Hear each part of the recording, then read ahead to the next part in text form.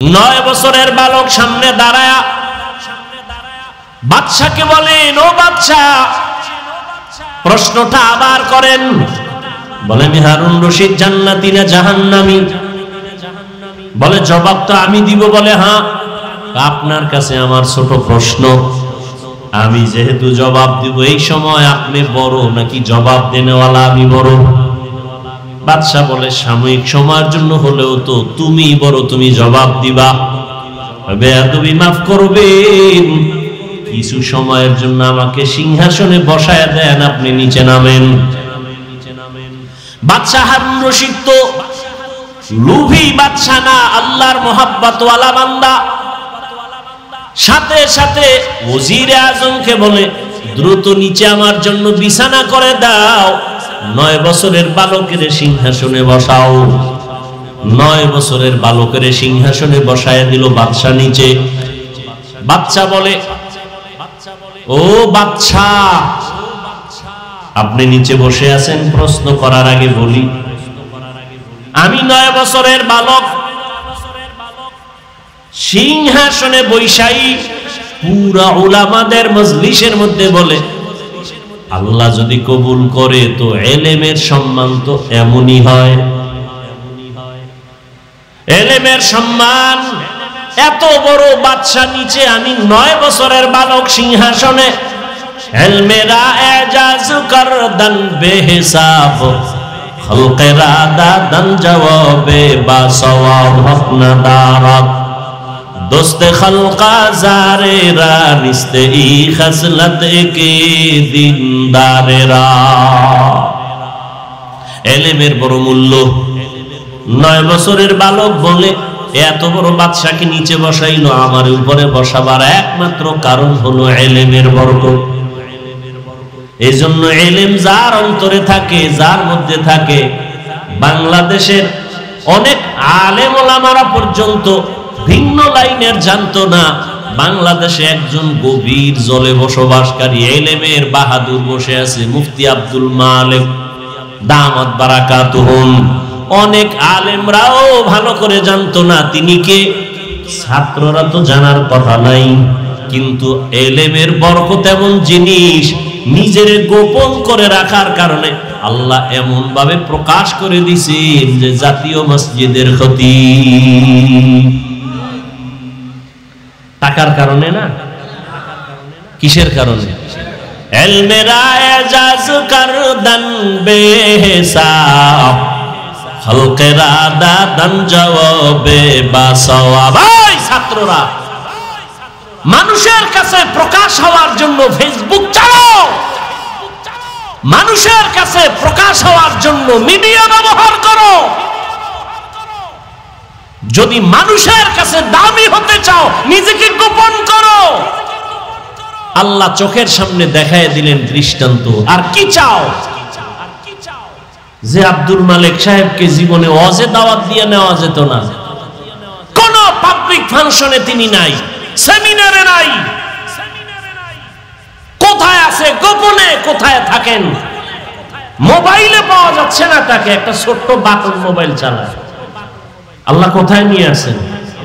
মন্ত্রী, উপদেষ্টা, গোষ্ঠী সুদ্ধা, তার পেছনে নামাজ আদায় করা।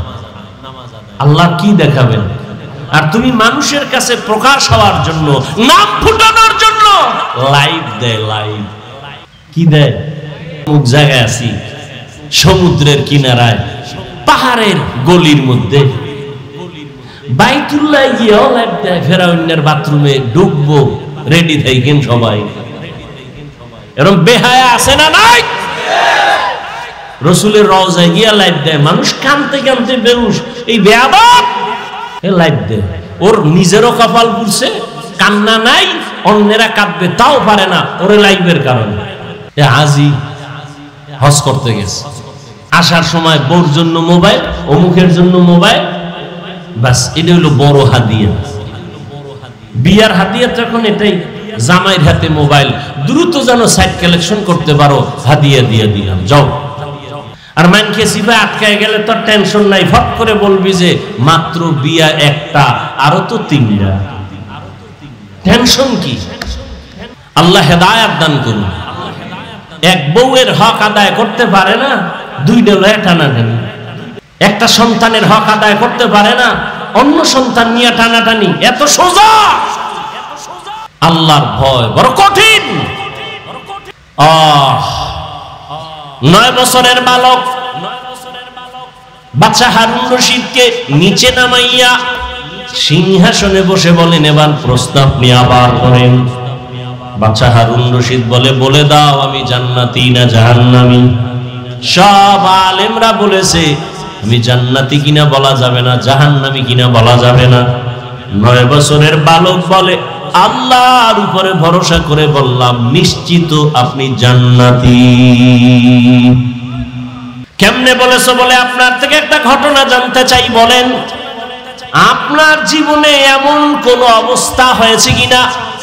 কি আপনি চাইলেই জেনা করতে পারতেন, গুনাহ করতে পারতেন, সুন্দরী মেয়ে পাইছেন সামনে, আল্লাহর আযাবের ভয় আপনি জিনা করেন নাই, গুনাহ করেন নাই, এমন কোন ঘটনা জীবনে হয়েছে কিনা?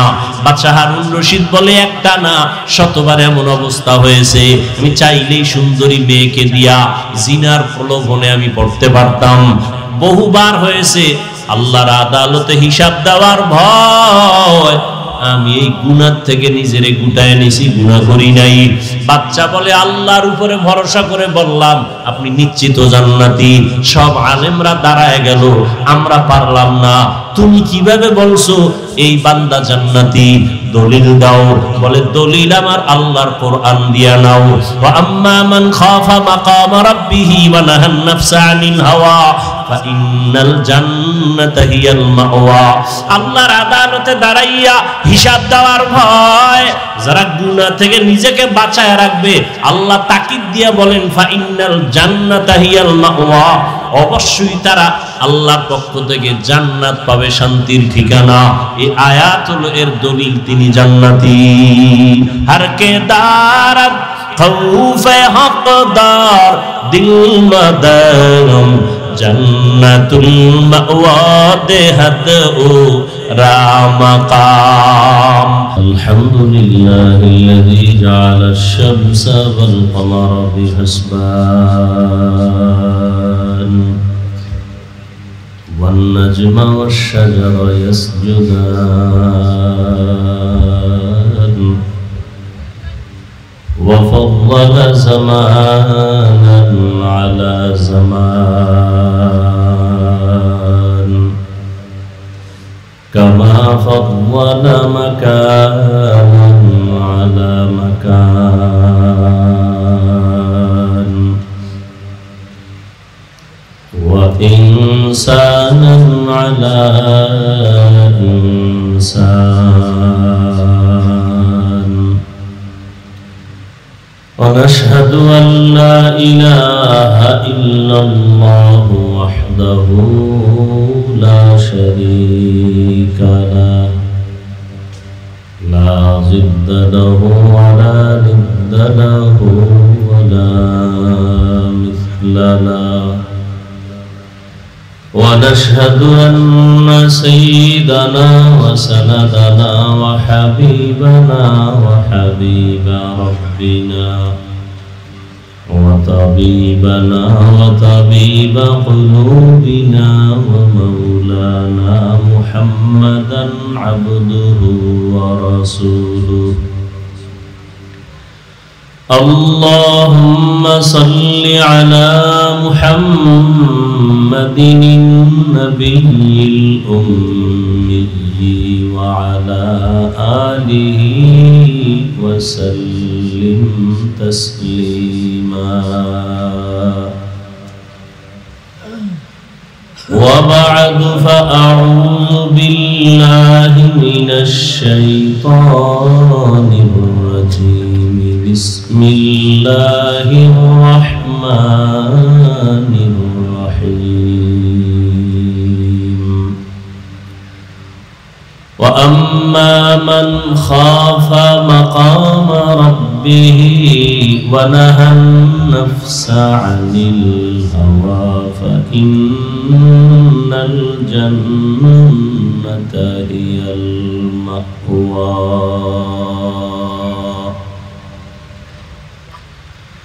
وقال رسول الله صلى الله عليه وآله وسلم اتقي محارم تكن أعبد الناس. صدق الله مولانا العظيم صدق رسوله النبي الأمي الكريم ونحن على ذلك من الشاهدين والشاكرين والذاكرين والحمد لله رب العالمين. سبحانك لا علم لنا إلا ما علمتنا إنك أنت العليم الحكيم. رب اشرح لي صدري ويسر لي أمري واحلل عقدة من لساني يفقه قولي.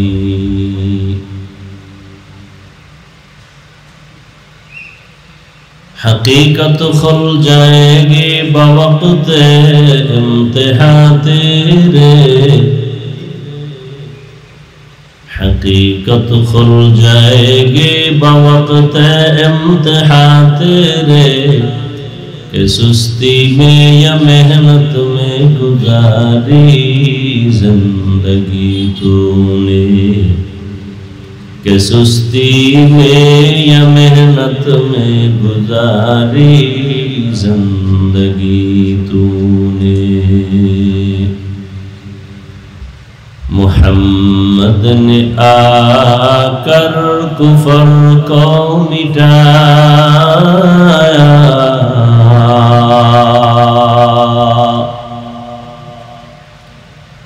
محمد نے آ کر کفر کو مٹایا،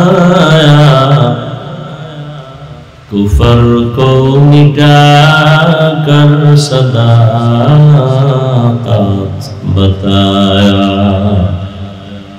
کفر کو مٹا کر صداقت بتایا.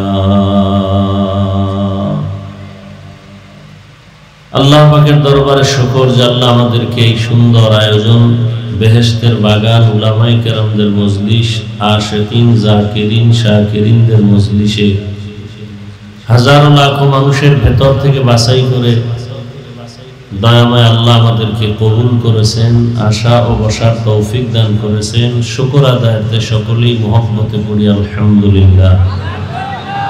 দরুদ ও সালাম সৈয়দুল মুরসালিন রাহমাতুল লিল আলামিন শফিউল মুজনিবিন খাতামুন নবিয়্যিন সৈয়দুস সাকালাইন ইমামুল মুরসালিন হযরত মুহাম্মদুর রাসূলুল্লাহ সাল্লাল্লাহু আলাইহি ওয়া আলিহি ওয়াসাল্লামের উপর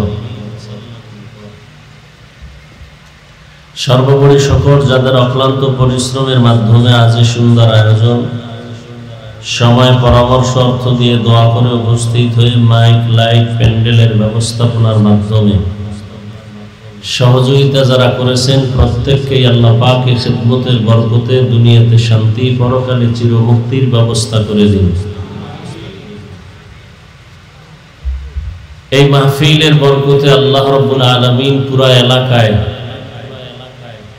শান্তির ফয়সালা করে দিন।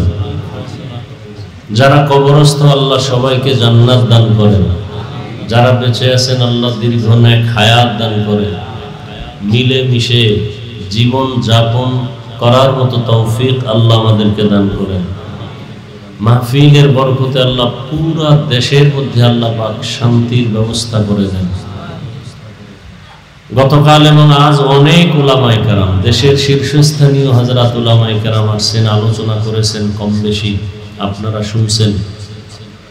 উলামায়ে কেরামের আলোচনা যতদিন চলবে ততদিনের জমিনের মধ্যে ঈমান আমলের পরিচয় থাকবে, মানুষের শান্তি সুশৃঙ্খলতা ফিরে আসার একটা সুযোগ হবে।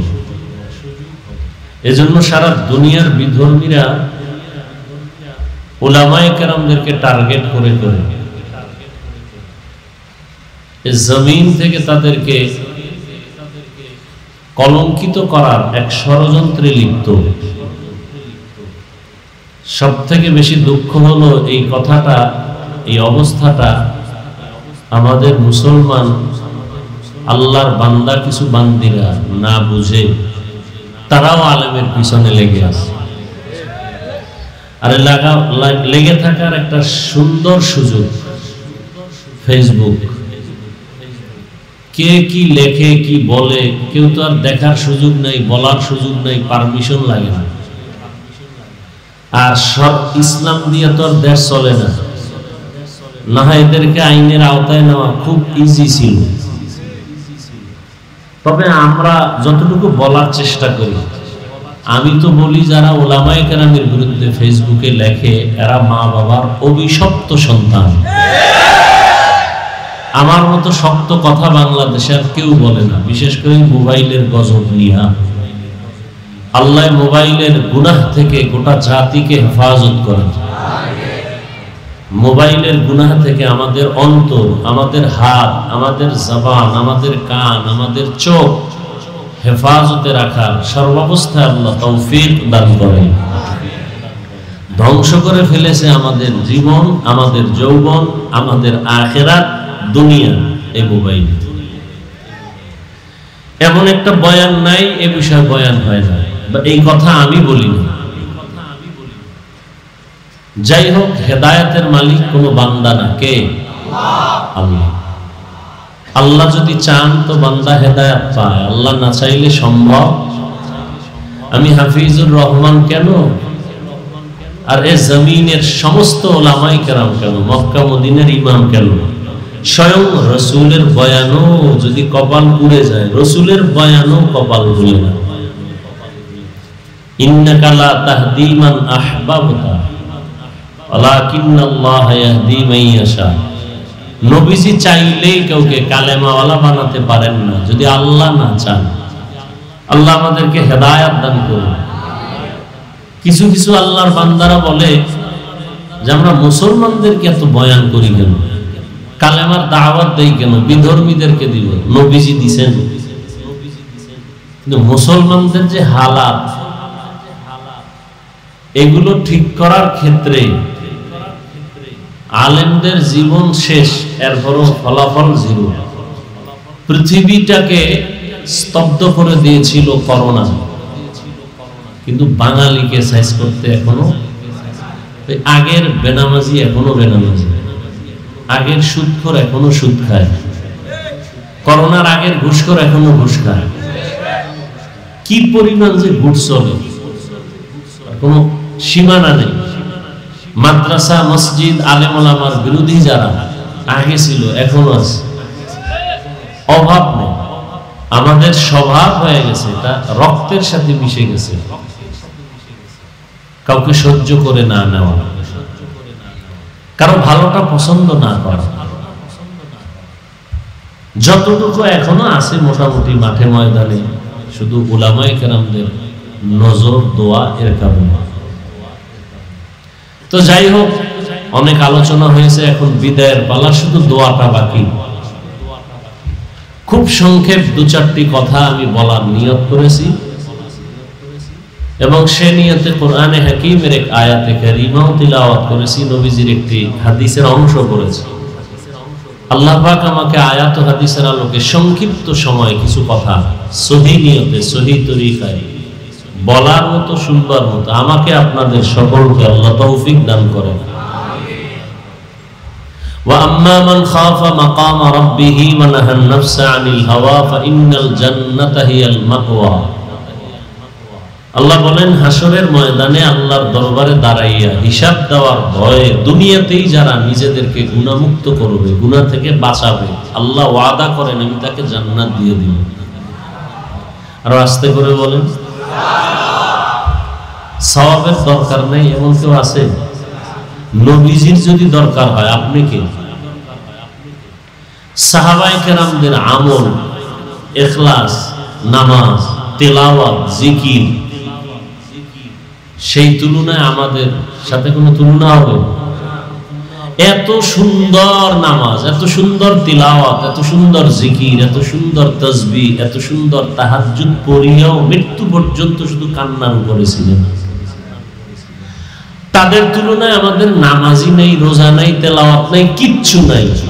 আছে একটা ফ্যাশন।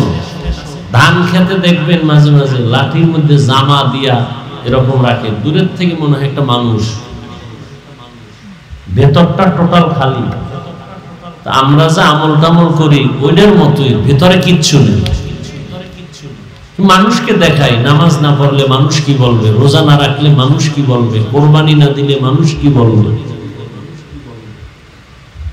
যেইভাবে তেলাওয়াত করলে আল্লাহ খুশি হবেন, ওই তেলাওয়াত নাই, করি না, চেষ্টাও করি না। রমজানুল মুবারক চলে গেল, বহু আল্লাহর বান্দা রোজা রাখে নাই। রোজা রাখা যে প্রয়োজন, না রাখলে গুনাহ হবে, এটা অনেক মুসলমানের খবর নেই। তামাশা করে দ্বীনের আমল নিয়ে, তামাশা। নামাজের খবর নেই। এত সুন্দর প্যান্ডেল, মানুষের অভাব নাই, ফজরে মসজিদ খালি, কি লাভ হবে এই বয়ানে? যদি এমন হতো যে হ্যাঁ মসজিদে গিয়া যুবকরা দাঁড়ায় গেছে, তাহলে কিছুটা আশ্বস্ত হওয়া যাইতো যে হ্যাঁ ওয়াজ কাজে লাগতেছে। অথচ প্রত্যেকটা মানুষের জন্য ঈমানের পরেই কি নামাজ। নবীজি বলেন বাইনাল আবদি ওয়া বাইনাল কুফরি তারকুস সালাহ, বেঈমান আর মুমিনের মধ্যে ব্যবধান নামাজ। বেঈমানেরা নামাজ পড়ে না, মুমিন নামাজ ছাড়ে না। নামাজের খবর নাই। ১৫০০ বছর আগে রাসূল বলে গেছেন, বাচ্চার ৭ বছর হলে নামাজের মুসাল্লায় দাঁড় করাও। ১০ বছর পার হয়ে গেলে শাসন করিয়া নামাজ পড়াও, শোষণ না, শাসন। নামাজ যার যত সুন্দর, তার আমল সুন্দর, তেলাওয়াত সুন্দর। নামাজ ভালো, তার আখলাক ভালো। নামাজ ভালো, তার লেনদেন ভালো। নামাজ ভালো, তার ওয়াদা ভালো। যত বড় পাগড়িওয়ালা হোক, তার আমলের তেলাওয়াতে, তার ওয়াদায় যদি ঝামেলা হয়, আল্লাহর কসম করে আমি বলি, সারা দেশে যত বড় শাইখুল হাদিস হোক আর পাগড়িওয়ালা হোক, ওয়াদায় ভেজাল তো খোঁজ নিয়ে দেখবেন তার নামাজে ভেজাল। সবকিছুর মূলে নামাজ। আমার প্রত্যেকটা মুসলমান যারা নামাজ পড়ে না, আল্লাহ ৫ ওয়াক্ত নামাজ বা জামাত আদায়ের তৌফিক দান করেন। আর ৫ ওয়াক্ত নামাজ যে আদায় করবেন, এটা আপনার ক্রেডিট না, বাহাদুরি না, কারণ এটা আপনার দায়িত্ব। এটা আপনার দায়িত্ব, আপনার পড়তে হবে। না পড়লে জুতার বাড়ি আছে, এটা দিয়ে আপনার ক্রেডিট হবে না। আপনি ক্রেডিট কখন হবে? যদি ৫ ওয়াক্ত ঠিক রেখে ওভার কিছু আমল করেন, এটা আপনার ক্রেডিট। ৫ ওয়াক্তের পরে তাহাজ্জুদ পড়ি, ৫ ওয়াক্তের পরে আমি আওয়াবিন পড়ি, চাষ পড়ি, এটা আপনার ক্রেডিট। আপনার বাহাদুরি করার সুযোগ আছে আল্লাহর কাছে, মানুষের কাছে না। নবীজি বলেন, ইত্তাকিল মাহারিম তাকুন আবাদান নাস। তোমরা হারাম থেকে নিজেদেরকে বাঁচাও তো আল্লাহ মানুষের কাছে মর্যাদা বাড়ায় দিন। আল্লাহর কাছে তো মর্যাদা বেড়েই আছে, কারণ আল্লাহ পাক মানুষ বানাবার আগেই মানুষকে সৃষ্টির শ্রেষ্ঠ মর্যাদা দিয়া এরপরে বানিয়েছেন। বানাইয়া শ্রেষ্ঠ মর্যাদা দেন নাই, মর্যাদা আগে সিদ্ধান্ত নিয়ে কমপ্লিট, এরপরে মানুষ বানিয়েছেন। ওয়ালাকাদ কাররামনা বানি আদম وحملناهم في البر والبحر ورزقناهم من الطيبات وفضلناهم على كثير ممن خلقنا تفضيلا। বনি আদম বড় দামি। ঘোষণা কার? বনি আদম এত দামি, জমিনের মধ্যে আল্লাহ এত সম্মানিত দামি করে কোন প্রাণী আল্লাহ বানান নাই। আগুনের সৃষ্টি জিনেরাও শ্রেষ্ঠ না, নূরের সৃষ্টি ফেরেশতারাও শ্রেষ্ঠ না, একমাত্র মাটির সৃষ্টি মানুষ আল্লাহর আদালতে বড় দামি। আল্লাহ বলেন, আমি এদেরকে জমিনে বিচারণ করার জন্য রাস্তার ব্যবস্থা করেছি, পানির মধ্যে চলার মতো আয়োজন করেছি। যেই লোহা পানিতে ফেলে দিলে পানির নিচে চলে যায়, মানুষ জ্ঞান খাটাইয়া ওই লোহা দিয়া স্টিমার বানাইয়া আবার পানির উপরে ভাসমান রেখে এক দেশ থেকে ভিন্ন দেশে ব্যবসার জন্য চলে যায়। সারা দুনিয়ার এক প্রান্ত হতে ভিন্ন প্রান্তে পানির উপরে লোহার তৈরি করা জাহাজগুলো মাল নিয়ে সারা দুনিয়ার থেকে এক প্রান্ত থেকে ভিন্ন প্রান্তে যায়। আল্লাহ বলেন, এটা আমি মানুষের সম্মানের জন্য করেছি। আমি আল্লাহ মানুষকে আবার জমিনে থাকার পরে সুন্দর পিওর খানার আয়োজন করেছি। মানুষের খানা আমি আল্লাহ দেই, গর্তের পিপিলিকার খানা আমি আল্লাহ দেই, জঙ্গলের হাজারো প্রাণীর খানাও আমি দেই, নদীর মধ্যে কোটি ধরনের প্রাণীর খানাও কে দেন। সকালবেলা একটা পাখি উঠতে থাকে, সারাটা দিন ডানা মেলে উড়ে উড়ে খোলা আকাশে ঘুরে পেট ভরে বাচ্চার খানা নিয়ে বাসায় হাজির। এর খানাটাও আল্লাহ দেন, মানুষের খানাও আল্লাহ দেন। তবে দুনিয়াতে যত প্রাণীর খানা আল্লাহ দিতেছেন, মানুষের খানার মতো কোন প্রাণীর আল্লাহ দেন না। মানুষের খানা এতটা পিওর, সুস্বাদু, শরীরের জন্য ভিটামিন, যত খানা আল্লাহ কাভার করে দিয়েছেন। বান্দা তুমি ভাত খাইবা, চাল থেকে কাভারে ঢুকাই দিলাম। তুমি যদি রুটি খাও, গমটাকেও কাভার করে দিলাম। তুমি নদীর থেকে মাছ খাইবা, মাছেরও কাভার করে দিলাম। তুমি গোশত খাইবা, চামড়া দিয়ে কাভার করে দিলাম। তুমি ফল যদিও খাও, সব ফলগুলো কাভার করে দিলাম। এমন পিওর ভাবে খানার আয়োজন আমি আল্লাহ তোমাকে করেছি, আর কারো জন্য করি নাই। কেন? আমি আল্লাহ মানুষের বড় সম্মানিত করেছি, শ্রেষ্ঠত্ব দান করেছি। আবার এই মানুষের মধ্যে একজনকে অন্যের তুলনায় মর্যাদাবান করেছি। জিন ফেরেশতা সহ সব মখলুকাতের মধ্যে মানুষ বড় দামি। আবার সব মানুষের ভেতরে যারা ঈমানওয়ালা তারা আল্লাহর আদালতে আরো দামি। আবার এই মুমিনের ভেতরে আল্লাহর কাছে তাকওয়াওয়ালা যারা তারা আরো দামি। আবার এই তাকওয়াওয়ালা মুমিনদের ভিতরে আম্বিয়ায়ে কেরাম সবার থেকে বড় দামি। আবার সমস্ত নবীদের মধ্যে আপনার আমার শেষ নবী রহমাতুল লিল আলামিন শ্রেষ্ঠ। আর সমস্ত নবীদের উম্মতের মধ্যে আখিরি নবীর উম্মত আল্লাহর আদালতে বড় শ্রেষ্ঠ। আবার আখিরি নবীর উম্মতের ভেতরে যারা কোরআনওয়ালা, ইলমওয়ালা তারা আরো দামি। আবার ইলমওয়ালাদের মধ্যে যারা আমলওয়ালা তারা আরো দামি। আবার আমলওয়ালাদের ভেতরে যাদের আমলে ইখলাস ও তাকওয়া আছে তারা আরো দামি। ইন্না আকরামাকুম ইনদাল্লাহি আতকাকুম। হরকে দারাত খৌফে হক দরদিল মাদাম জান্নাতুল মাওয়া দেহাদ ওরা মাকাম জুজবা হকচি জে মাখাজ ইনসুজা ফজলে উ আমস্তে দর জুমলা জাহা।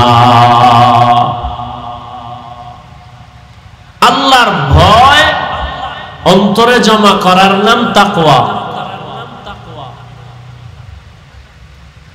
রহমতের নবী মক্কা নগরীতে যখন আসলেন, সেই সময়ের মানুষগুলো ছিল পৃথিবীর মধ্যে সব থেকে বড় খারাপ।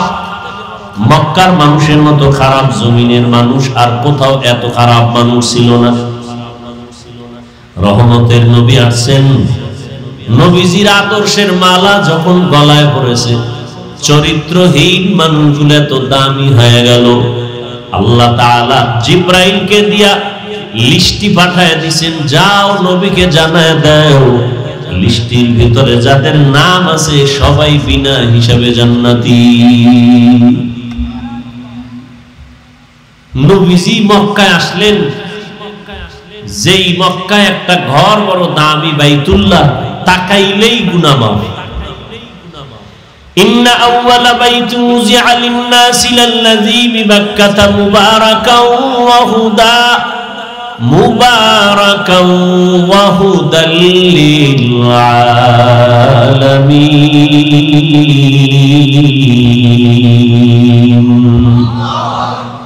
হেদায়েতের ঘর, ইবাদতের ঘর, এত সুন্দর ঘর, যেই ঘরের দিকে তাকাইলেই গুনাহ মাফ।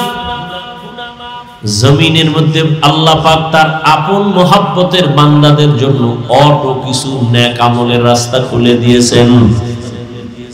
তুমি মায়ের দিকে তাকাও সওয়াব, বাবার দিকে শুধু তাকাইবা এতেই সওয়াব। আল্লাহর কোরআন তুমি কইলা শুধু তাকায় থাকবা সওয়াব, বাইতুল্লাহর দিকে তাকায় থাকবা সওয়াব। আল্লাহর প্রিয় গোলাম যারা আহলুল্লাহ তাদের দিকে তাকাও সওয়াব। এত সুন্দর ঘর, যেই বাইতুল্লাহর দিকে তাকাইলেই সওয়াব, সেই বাইতুল্লাহর পাশের মানুষগুলো তো খারাপ কেন? এর অনেক কারণের ভেতরে একটা কারণ হলো এই মানুষগুলো কোনো মুরব্বি মানে নাই, অভিভাবকহীন ছিল। ঈসা নবী চলে যাওয়ার পরে আর কোনো নবী নাই। রহমতের নবী আসলেন, যারা তাকে মুরব্বি মানলেন তারাই দামি হয়ে গেল। এমন দামি কিয়ামত পর্যন্ত তাদের নামে শুধু দোয়া চলতে থাকে। আল্লাহ তাদেরকে দুনিয়াতে জিন্দা অবস্থায় জান্নাতের সুসংবাদ দিয়েছেন। রহমতের নবীর ছোঁয়া লাগছে, রহমতের নবী বিদায় বেলা বলেন, মক্কার চরিত্রহীন মানুষগুলো আমার দোয়া পাইল, আমার দেওয়া নিসবত পাওয়ার কারণে দামি হয়ে গেল। কিয়ামত পর্যন্ত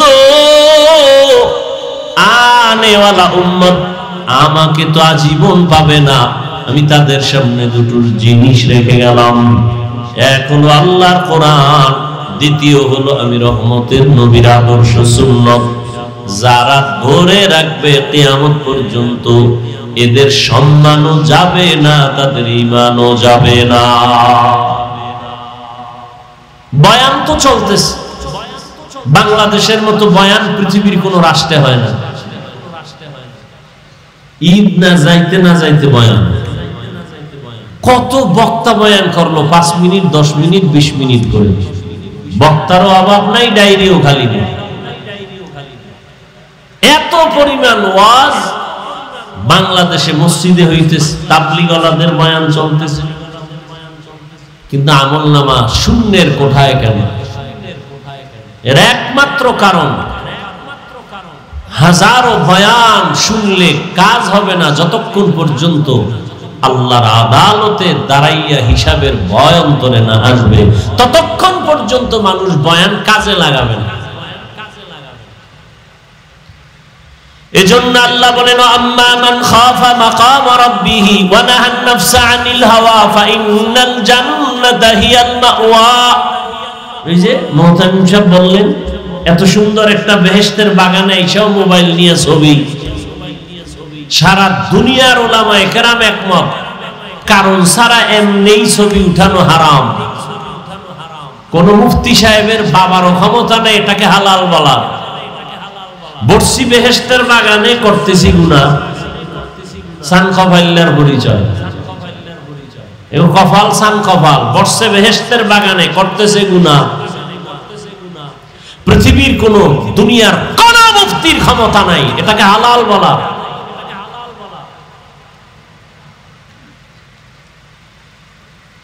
যদি কেউ বলতে পারে, কানে ধরে ওয়াজের ময়দান থেকে বিদায় নেবে। বিনা কারণে অনর্থক ছবি উঠানো সম্পূর্ণ হারাম, কবিরা গুনাহ। বর্ষি বেহেশতের বাগানে, কেমন বাগান? বসলেই গুনাহ মাফ। কিন্তু বসে অনেকে আমরা মোবাইল নিয়ে ব্যস্ত। দেখেন না, এখন তো ওয়াজ মাহফিলে একটু আগে বলছি ফ্যাশন হয়ে গেছে। ওয়াজে আইসা বেলুন কিনে, বেলুন মার্কেটে দৌড়ায় নারী পুরুষ সমানে। এখানে বেহেশতের বাজার, পার্শ্বে মার্কেট আছে জাহান্নামের বাজার। নারী পুরুষ সেখানে হোমানে দৌড়াচ্ছে। বাড়িতে যাওয়ার সময় বেলুন কান্দে ঝুলাই দিবে। বাড়িওয়ালারা বলবে অজেতে কি পাইলা, কয় মোনাজাতে বেলুন কবুল হয়ে গেছে। গিয়া মোবাইল চালাবে ফজরের, আর খবর নেই। কি লাভ হবে? আল্লাহ আমাকে হেদায়াত দান করুন। আপনাদের হেদায়াত লাগলে আপনাদেরটা আপনারা বলে নেন। অন্যের জন্য দোয়া করাও বর্তমানে বিপদ। এক জায়গায় দোয়া করে বহু মামলার আসামি হয়ে গেছে। দোয়া করছিলাম আল্লাহ মসজিদ ভালো, সবাই টাকা পয়সা দিয়ে টাকা উঠে কমিটি খাইয়ে গেছে। এগো কোনো দোষ নাই, দোষ কার? হুজুরে দোয়া করছে রে দাও। মহের মূল লোক তো। আল্লাহ হেদায়াত দান করুন। বাদশাহ হারুন রশিদের নাম শুনছেন? এই কথা কইেন, আমি কিন্তু উঠেই বলছি, বাকি দোয়া, বয়ান না। বয়ান হয়ে গেছে, আর বয়ানই যে হেদায়াত এর কোনো গ্যারান্টি নেই। এরপরে দু চারটা কথা বলতেছি আপনাদের আগ্রহের উপরে। বাদশাহ হারুন রশিদ বড় বিচক্ষণ। একদিকে রাষ্ট্র পরিচালনা করেন, অন্যদিকে আল্লাহর প্রিয় একজন বুজুর্গ বান্দা। বলেন তো তার স্ত্রীর নাম কি? খবর নেই। এই যুবকেরা, বাদশাহ হারুন রশিদের স্ত্রীর নাম কি? জুবায়েদা খাতুন। কে সে জুবায়েদা? বড় দামি একজন মহিয়সী নারী, হাফেজে কোরআন, কোরআনের হাফেজা। তার বাড়ির মধ্যে শুধু জুবায়েদার খেদমতের বাড়ির জন্য 100 মহিলা কাজ করত। সবাই কোরআনে হাফেজ, কাজের মহিলা 100। জুবায়েদা খাতুন সিদ্ধান্ত নিলেন, আমার ঘরে 24টা ঘন্টার প্রতিটি মুহূর্ত তেলাওয়াত হবে। মহিলাদেরকে টাইম দিয়ে দিলেন, তুমি আধা ঘন্টা তেলাওয়াত করে কাজে যাও, এরপরে আরেকজন 20 মিনিট তেলাওয়াত করে কাজে যাইবা, এরপরে আরেকজন। এভাবে শিডিউল করে দিল যে জুবায়েদার পুরো বাড়ির মধ্যে 24টা ঘন্টার প্রতিটি সেকেন্ড তেলাওয়াতের আওয়াজ। এ হলো জুবায়েদা। তার স্বামী বাদশাহ হারুন রশিদ রাস্তায় যাচ্ছে কোথাও সফরে, ওজির তার সাথে। তো দিক দেখে একজন বুড়া মানুষ, মরণের সাপ চেহারায় পড়া, গাছ লাগাইতেছে, ফলের গাছ। বাদশাহ হারুন রশিদ, এই বুড়া তুমি কি করো? ফলের গাছ লাগাই। এত কষ্ট করে রোদ্রে গাছের ফল কবে হবে, কবে খাইবা? আমি খাওয়ার জন্য এই গাছ রোপণ করি না, তো কষ্ট করে গাছ রোপণ করি আমি, ফল খাবে আমার পরবর্তী প্রজন্ম যারা। আমার বাপ দাদা লাগাইছে, আমরা খাইছি, এখন আমরা গাছ রোপণ করি, আমাদের সন্তানরা খাবে, নাতিরা খাবে। বাদশাহ হারুন রশিদ খুশি হয়ে 1000 টাকা দিছে পুরস্কার। বুড়ায় কয়, আমার কপাল সান কপাল, মানুষ গাছ লাগায় 1 বছর পর ফল পায়, আমি নগদ পাইলাম। নগদ ফল পেয়ে গেল। বুড়ার কথা শুই না বাদশাহ আরো 1000 দিছে। বুড়ায় কয়, মানুষ গাছ লাগায় বছরে ফল পায় একবার, আমি 2 বার নগদ। ওজিরে কয়, বাদশাহ এখান থেকে ভাগো, বুড়ায় যে বুদ্ধি লইছে, ফকির বানায় ছাড়ো। কি বুঝলাম এখান থেকে? কসাসুল আউয়ালিন মাওয়াইজুল আখিরিন, অতীতের ইতিহাস, অতীতের কিচ্ছা কাহিনী পরবর্তী প্রজন্মের জন্য উপদেশ, নসিহত। কিচ্ছা কাহিনীর ওয়াজ আমরা করি না, উল্টা পাল্টা মেজাজ গরমের বয়ান ছাইরে দিছে, ঠান্ডা হয়ে গেছে। বেয়াদব সাইজ করতে আলহামদুলিল্লাহ আমার সময় লাগে না। ওই কপাল পোড়া যারা বলে কেচ্ছা কাহিনীর ওয়াজ করি না, তো তুমি কিসের ওয়াজ করো?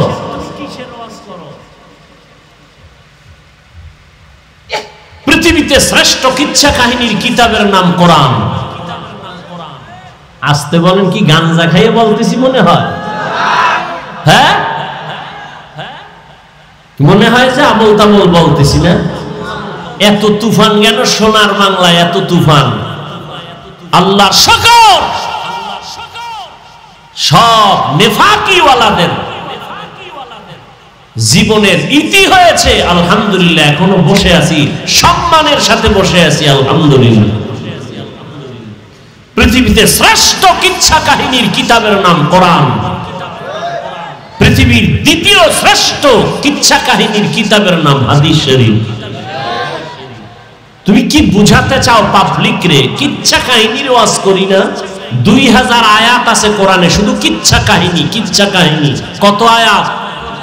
2000। তুমি কি বুঝো? জাতিকে আর কি বুঝাতে চাও?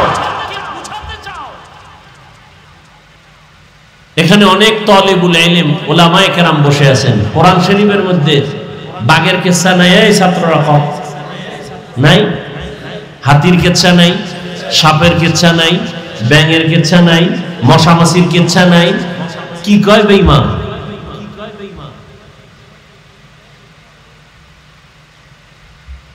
কি মেসেজ দিতে চাও জাতিকে? হ্যাঁ, কোরআন হাদিস ছাড়াও আমরা বহু ওলি আউলিয়ার কিচ্ছা বলি, সোনাবন্দের গান গাই না। আমরা এমন ওলি আউলিয়াদের কিচ্ছা বলি যে কিচ্ছা বলার দ্বারা মানুষ জান্নাতের পথে আগায়, জাহান্নামের পথে যায় না। অসুবিধা কি?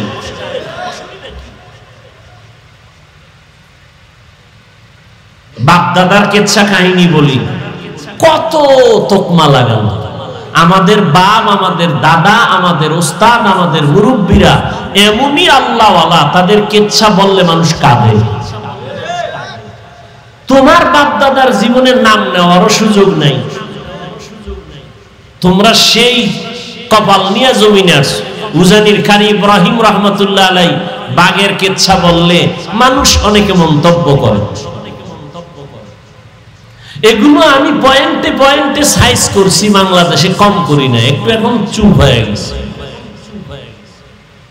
এই গত রোজার আগের রোজায় বয়ান করছি, একটা রোজা রাখলে দাম কত? একটা উড়ন্ত কাক, জন্ম থেকে একটা কাক, কাক বুঝেন না? কাউয়া, একটা কাউয়া জন্ম হয়েই উড়তে থাকে, উড়তে উড়তে উড়তে উড়তে উড়তে উড়তে বুড়া হওয়া পর্যন্ত উড়তেই থাকে। উড়িয়া কত দূর গেল? মোল্লা আলী আল কারি রহমতুল্লাহ আলাইহি তিনি লিখেছেন 1000 বছর পর্যন্ত একটা কাক নিম্নে হায়াত পায়। তাহলে একটা কাক জন্ম থেকে উড়িয়া 1000 বছরে কত দূর যাবে?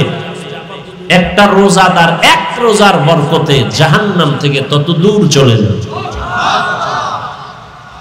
তখন আর হাদিসটা কই নেই, ঘটনাটা কইয়া চলে গেছে। এবার এটা নিয়ে নেফাকি অন্তরওয়ালারা পাগল হয়ে গেছে, কাকের কিচ্ছা বলছে, অথচ মিশকাত শরীফের হাদিসের ঘটনা। আল্লাহ হেদায়েত দান করুন। এখন বলি, কোন বাংলাদেশে বহস কইরা, তর্ক কইরা, এক জায়গায় বইয়া ডিভাইড কইরা, কোনদিন ডিবেট করে সমাধানে আসে নাই। বাতিল আরো মজবুত, আমি জিততে গেছি। ও 13 বার ঠকলেও ওখানে জিততে গেছে। এরকম বেহায়ার সাথে আদবলা তো কখনো যাবে না।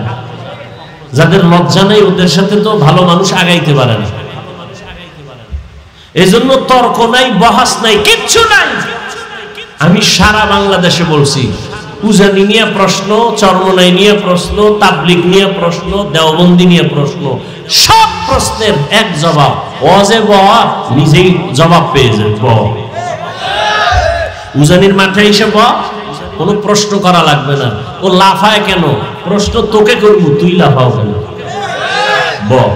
কোন মায়ের সন্তানের সাহস নাই উলামায়ে আহলে হকের সামনে বসে কথা বলবে। আল্লাহ হেদায়েত দান করুন। উজানি লাফায় কেন? তোমার প্রশ্ন। আর আমার প্রশ্ন তোমাকে, তুমি লাফাও না কেন? মোনাজাতে কান্দে কেন? প্রশ্ন তোমারে। এই কপাল পরা, তুই ময়দানে বসে কাঁদো না কেন? এটা তো কান্নার ব্যান্ডেল, এটা তো হাসির ব্যান্ডেল না।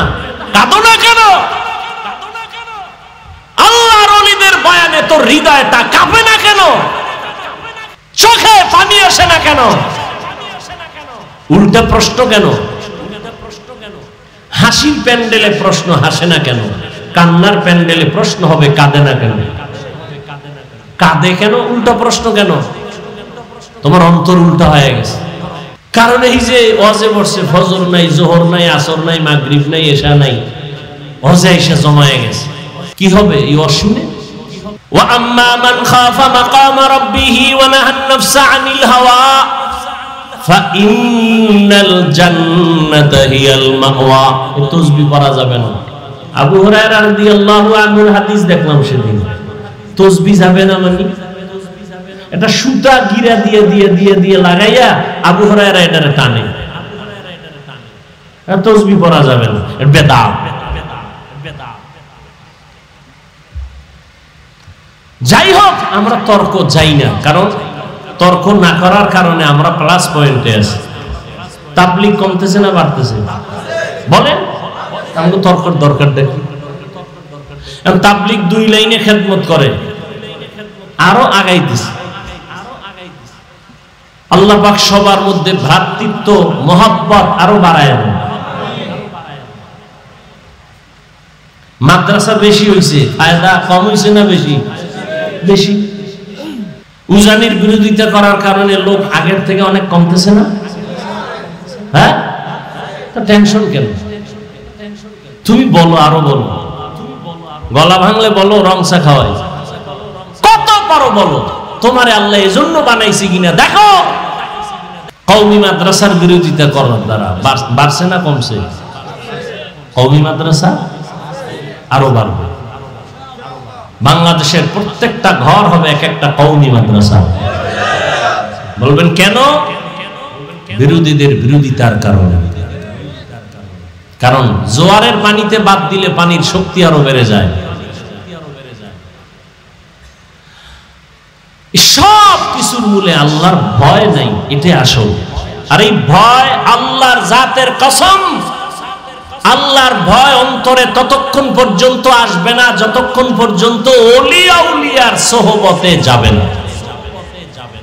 কোনো চালাকি চলবে না, ফাইনাল কথা। এজন্য তো আমি চ্যালেঞ্জ দিয়ে বলি, সারা বাংলাদেশে যারা ওলিয়া উলিয়া মানে না, যারা কোরআনও মানে না, বুখারী শরীফও মানে না, এরা ভণ্ড। এদের যারা ভণ্ড বলে না, তারাও ভণ্ড।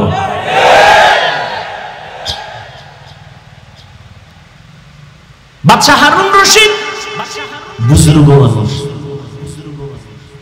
সিংহাসনে বৈশা সমস্ত দেশের বড় বড় আলেমরে দাওয়াত দিছে। বলবো ঘটনাটা? দাওয়াত দিয়া আলেমদের দুপুরে মন ভরে খানা দিছে, আপ্যায়ন করলেন, খাওন দাওন শেষ। বিদায় বেলা কয়, ওলামায়ে কেরামদের একটা প্রশ্ন। ওলামায়ে কেরামদের কাছে আমার প্রশ্ন হলো, আমি হারুন রশিদরে আপনারা চিনেন তো? সবাই বলে হ্যাঁ। হ্যাঁ, আমাকে একটু বিদায় বেলা আপনাদের বলে যেতে হবে। আমি হারুন রশিদ, আপনারা যেহেতু চিনেন জানেন, বলে যান আমি জান্নাতি না জাহান্নামী। একজন একজন করে সব আলেমের আওয়াজ, আপনি জান্নাতি না জাহান্নামী বলার আমাদের কোনো উপায় নাই।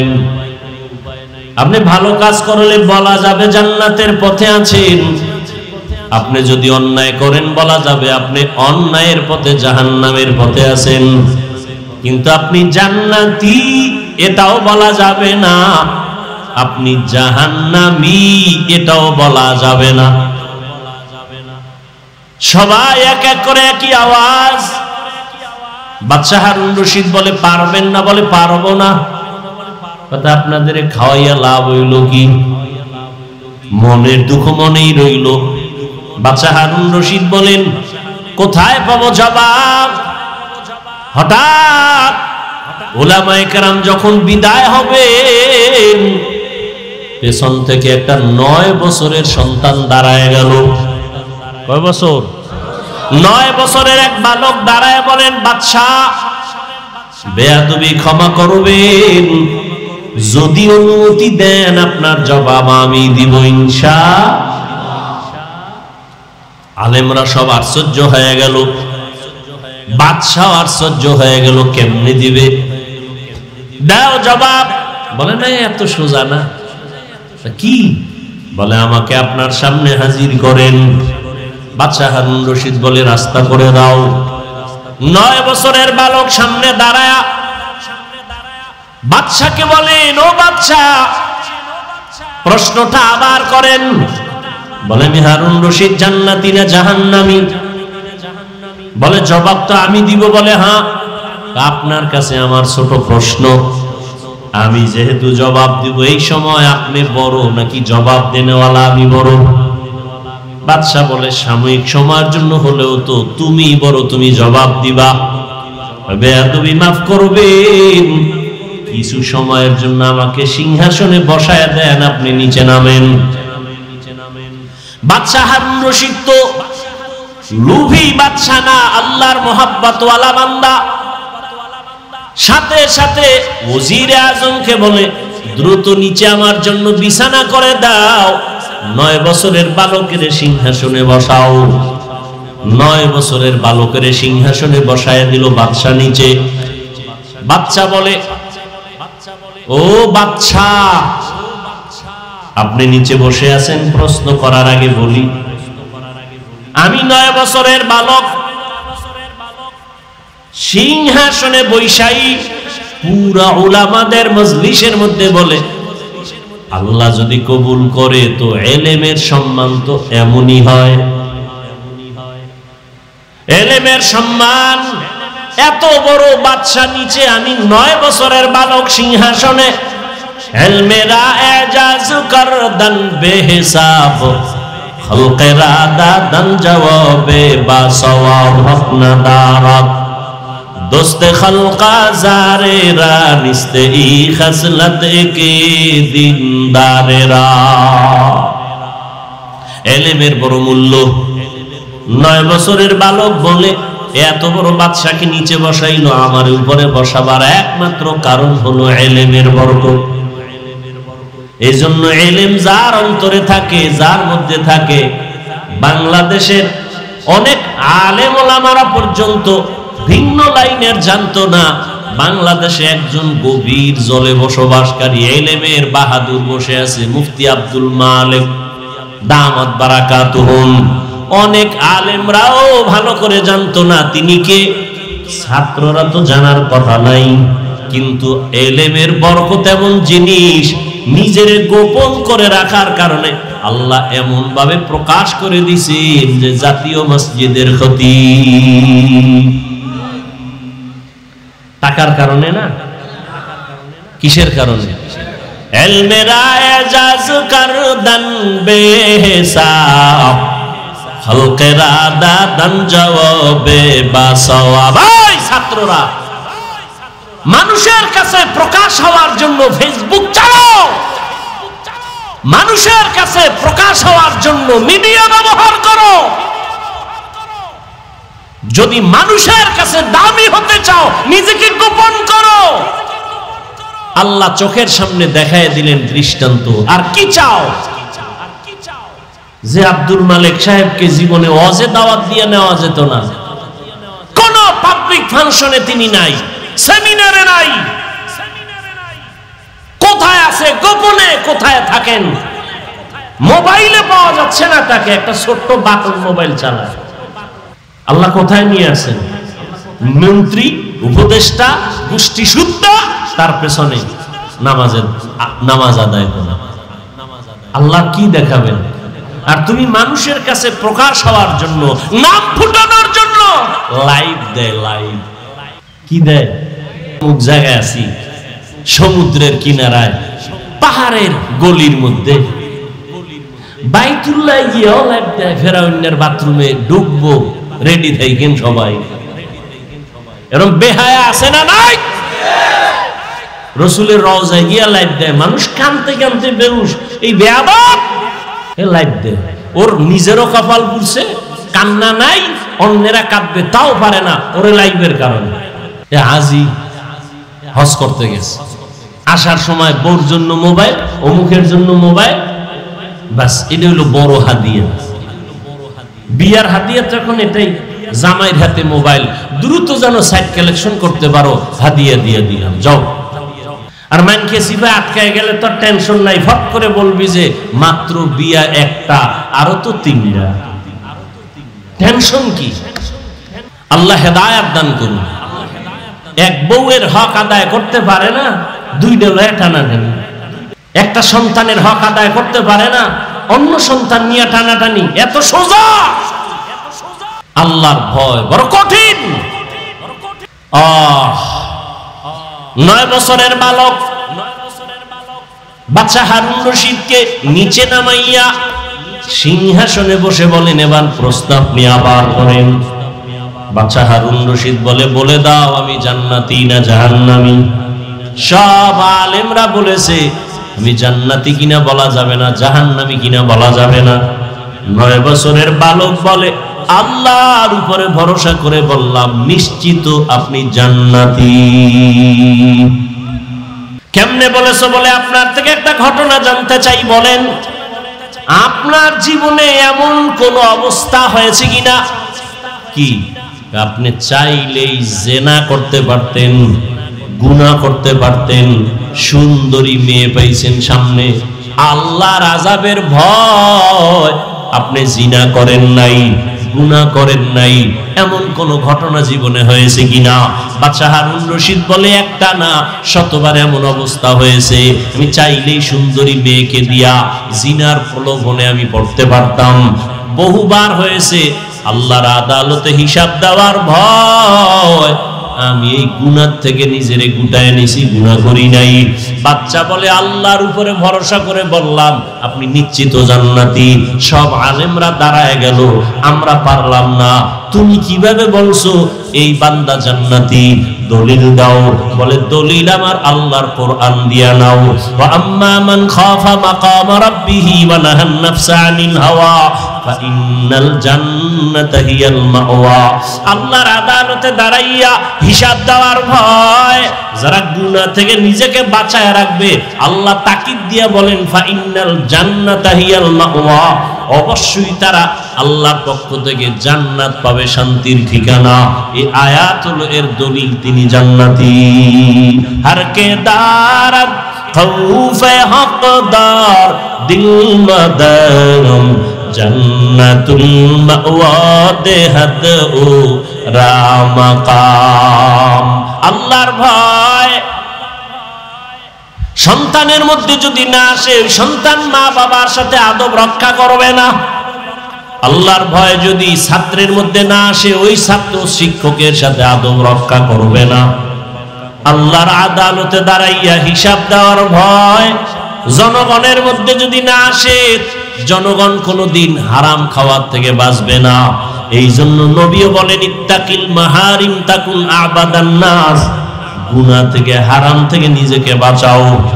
হারাম থেকে নিজেকে বাঁচাবার জ্বলন্ত একটা দৃষ্টান্ত গেল রমজানের রোজা। পেটেও প্রচন্ড ক্ষুধা, সামনেও খানা, প্রচন্ড ক্ষুধা, খানা অলরেডি। একটা রোজাদার খানা খায় না কেন? বলে আল্লাহর ভয়। খানাটা যদিও হালাল, আল্লাহর আইনে এখন খাওয়াটা হারাম। আল্লাহ পাক বলেন, এই সবকটা বাকি 11 মাস পালন কর। ক্ষুধা আছে, খানাও আছে, খাও না কেন? আল্লাহর বিধানে হারাম। 11 মাস ক্ষুধাও থাকবে, খানাও থাকবে। খাওয়ার আগে হিসাব মিলাইয়া দেখবা আল্লাহর বিধানে পানিটা হালাল না হারাম। হালাল হলে পান করো, হারাম হলে আবাউল করো। এই 11 মাসে এই বিধান যদি চালু রাখতে পারো, তুমি মুত্তাকি হইয়া জান্নাতের চেহারাটা দেখা জান্নাতে যাইতে পারবা। ও আমার কলিজার যুবক বাবারা, আল্লাহর ভয় অন্তরে জমা করার জন্য একটাই পথ, আল্লাহর ওলি যারা তাদের নেক নজর নাও। তাদের নেক নজর নিয়া নিজের আমলকে সুন্দর করো, নামাজ ধরো, মা বাবার খেদমত করো। আল্লাহ ওলিদের নেক নজর না লাগানো পর্যন্ত অন্তর দোলাই হবে না, তাকওয়া অন্তরে জমা হবে না। আর তাকওয়া অন্তরে যত আসবে না, ততক্ষণ বান্দা গুনাহমুক্ত হওয়া সম্ভব না। ও আমার কলিজার যুবক বাবারা, তোমাদের মতো কত যুবক জেনারেল লাইনে থাকিয়াও নামাজ পড়ে, মা বাবার সাথে ভালো আচরণ করে, অভাব নাই। চাকরি করে, লেখাপড়া করে, নামাজ পড়ে, একমাত্র কারণ খুঁজা দেখবা কোনো না কোনো হুজুরের সাথে ভালো সম্পর্ক, ইমামের সাথে ভালো সম্পর্ক। ঢাকা কলেজে লেখাপড়া করে ছেলেটা, 5 বেলার নামাজ পড়ে, দাড়িও উঠতেছে, পাগড়িও মাথায়, একবারও নামাজ ছাড়ে না। আল্লাহর ভয় আসছে উলামায়ে কেরামের নেক নজরের মাধ্যমে। ও পর্দার আড়ালের আম্মা জানেরা, বোনেরা, আল্লাহ আপনাদের এত মর্যাদা দান করেছেন। ওই জুবায়দার কথা বলেছিলাম, কোরআনে হাফেজা, এত বড় বাদশা হারুন রশিদের ঘরে থাইকা আল্লাহর মোহাব্বত নিয়া 24 ঘন্টা ঘরের মধ্যে তেলাওয়াত। আপনাকে তো আল্লাহ এত বড় না দিল, যতটুকুই পেয়েছেন আপনার স্বামীর, আপনার ঘরের কামাইয়ের অভাব নাই, আপনি কেন বেপরদায় চলবেন? স্বামীর হালাল কামাই নিয়ে শুকর আদায় করবেন। সন্তান আল্লাহ দান করলে নেক আমলওয়ালা বানাবেন, নেককার সন্তান রেখে যাবেন, আপনার জীবনটা বড় ধন্য হয়ে যাবে।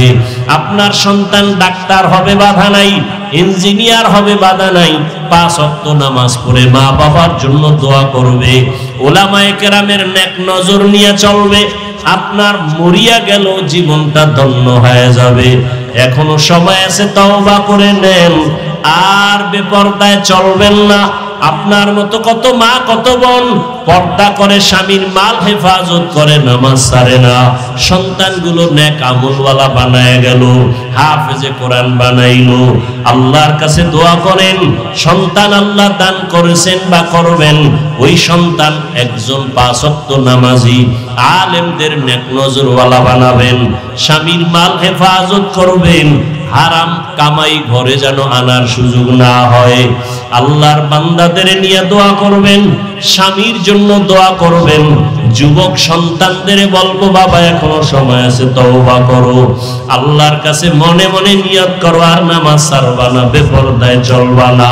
মা বাবার দোয়া নিয়া, উলামায়ে কেরামের দোয়া নিয়া, শিক্ষকের দোয়া নিয়া, আল্লাহর মোহাব্বত নিয়া, নবীর আদর্শ মেনে চলবা।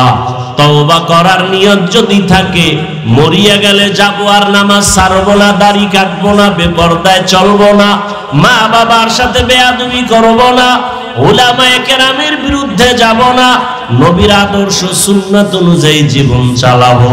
তওবা করার যদি অন্তরে নিয়ত থাকে, খাঁটি নিয়তে দুটো হাত আমার আল্লাহকে দেখায় দাও।